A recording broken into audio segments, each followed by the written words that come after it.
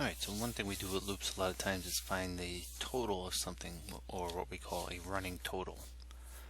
So here I have a for loop that's just going to loop 3 times, asking the user for a score for them to enter. And you see that down here I'm adding the current value is sum with the value that the user enters. So I'm keeping a running total of the values the user enters, and then at the end, outside the loop, I output what that sum is based on that. Sum should start at 0, right? Because we're doing a running total. That's something you should always do, right? Because this will crash. If sum is not set to 0 up here, it has an illegal value, some negative value, right? That's very illegal. So the program will crash. It's never been initialized, doesn't like that. So you need to set it to 0 or to some known value that you want to start at. So this will add the 0 plus the first score, then it'll come back around through the loop, and whatever sum had, which was really just the first score, it will add that score to the new score, and so forth. And that's a running total. Alright, so we'll run this, and we'll see how that actually plays out. Alright, so there's the prompt asking the user to enter a score, so we'll enter 55. Wait for another one, we'll do 30 and then 25. Right, and it tells me the sum of the values 110. And if you add those up, we have 55, 85, right, so 85, yep, so it's 110. Right, and that works out.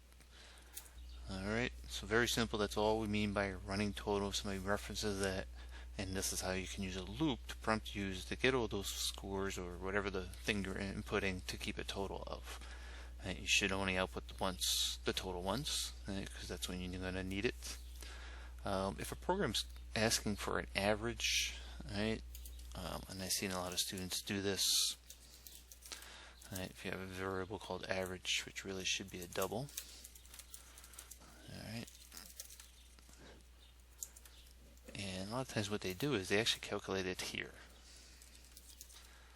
and they'll say average equals the sum divided by 3.0. And that works, yes, but every time the loop goes through one of its iterations, it's calculating an average. And the only time average really matters is at the end when you have the final sum. So this is actually a waste of CPU time. Not that it's going to cause a big issue, but over time this is not a good thing to do, these type of things. Alright, the average is not needed until the end, so it should be done after the loop once you have the final sum.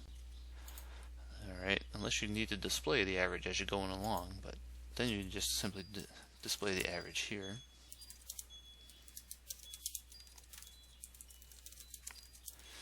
Alright, we'll quickly add this to the program. Alright, and compile that and run that. Alright, and we'll try to do the same values I did on the previous one, which is 110, right? But let's see what I do. 155, I did a 30 and a 25. So there's the total of 110 again, and the average of that is 36, which looks about right there in terms of the calculation. Alright, and remember with the floating points, if I did not put the dot up 0 here, right, just put a 3, this will just get you the integer value, even though this is a double. Right? We have to force this division to do double division. You either got to do a cast or you got to do something of that nature. Right, so I cheated here. Another thing with the loops, right, and you can do this again with while loops, the do while loops, it really doesn't matter.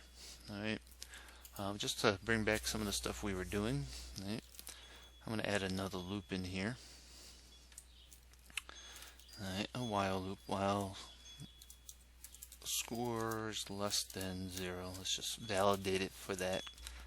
Right, saying anything, as long as it's positive, it's a valid score. Right, so if it's less than 0, we want to sit here then and keep prompting the user for the input.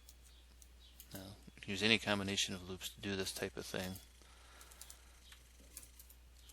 Alright. So, and of course you should tell the user that they entered something invalid. Right? Always tell the user what's going on, in your programs.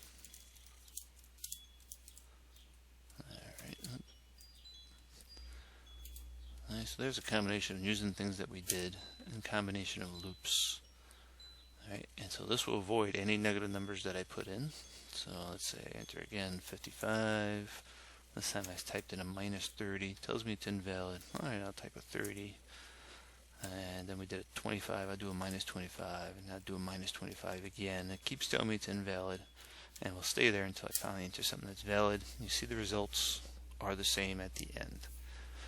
Alright, so a combination of using things, for loops and while loops and any combination of loops to validate data, get data from the user, and so forth.